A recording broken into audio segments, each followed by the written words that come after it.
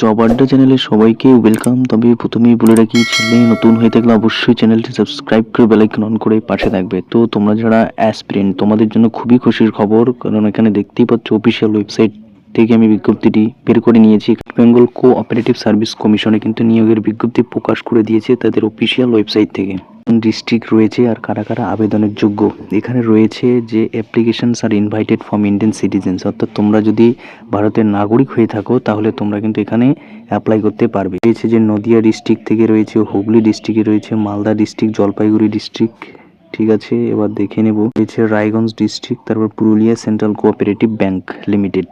তো এই সমস্ত বিষয়ের ক্ষেত্রে আমরা এডুকেশন কোয়ালিফিকেশন আমরা যদি দেখি, নদিয়া ডিস্ট্রিক্টের ক্ষেত্রে রয়েছে গ্র্যাজুয়েট ইন এনি ডিসিপ্লিন, তোমরা যে কোনো সাবজেক্টে গ্র্যাজুয়েশন কমপ্লিট করে থাকলে আবেদন করতে পারবে। এছাড়া রয়েছে বেসিক নলেজ ইন কম্পিউটারের সাধারণ নলেজ থাকতে হবে।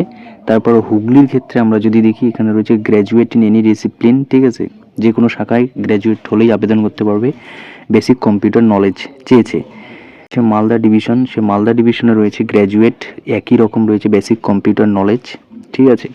এবার জলপাইগুড়ি ডিস্ট্রিক্টের ক্ষেত্রে যেটা রয়েছে, এখানে রয়েছে যে honours graduate in any discipline. এখানে মার্কসের কথা উল্লেখ করেছে, 45 মার্কস নিয়ে গ্র্যাজুয়েশন করা থাকলে যে কোনো সাবজেক্টে তোমরা আবেদনের যোগ্য। এছাড়া diploma in basic computer knowledge, অর্থাৎ সাধারণ জ্ঞান থাকতে হবে ডিপ্লোমার ক্ষেত্রে।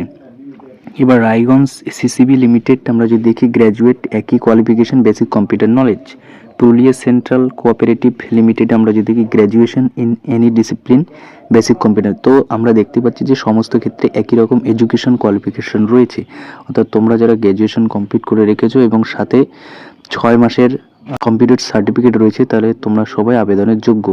ফর্ম ফিল আপের ডেট, তো এখানে রয়েছে যে, এখানে কিন্তু একটা কথা মাথায় রাখবে যে অ্যাপ্লিকেশনস যারা ইন্ডিয়ান সিটিজেন্স তারাই কিন্তু পূরণ করতে পারবে, ঠিক আছে। তোমরা ভাবছো যে নদিয়া জেলায় শুধু নদিয়ার বাসিন্দারা, না, এখানে যে কোনো ইন্ডিয়ান সিটিজেন্স আবেদন করতে পারবে।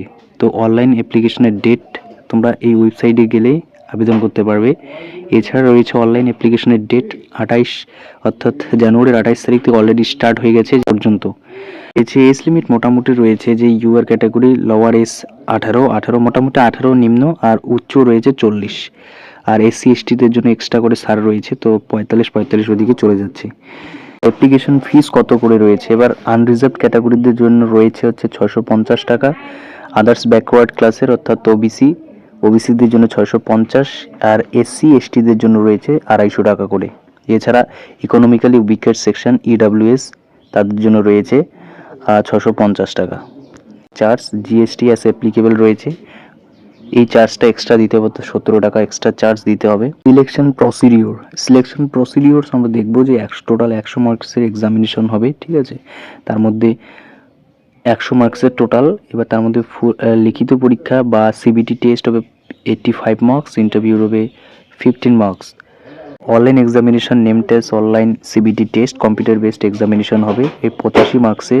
তো সেখানে কি থাকবে, সাবজেক্টে রয়েছে Bengali, English, mathematics, general knowledge, clerical aptitude, সবই ইংরেজি ভাষণে হবে। টাইম ডিউরেশন রয়েছে 2 আওয়ার্স। এবার নেগেটিভ মার্কিংও কিন্তু থাকছে 1/4। চলো নেক্সট, এখানে একটা কথা উল্লেখ করে দিয়েছে যে candidates will be called for descriptive written test in the ratio of 1:10 on the basis of marks obtained in one line CBT test.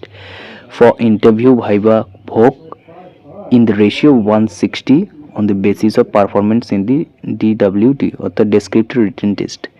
এই ছিল আজকের গুরুত্বপূর্ণ ভিডিও। তোমরা এরকম খবর সবার আগে পেতে হলে অবশ্যই চ্যানেলটি সাবস্ক্রাইব করে বেল আইকন অন করে পাশে থাকবে। ধন্যবাদ।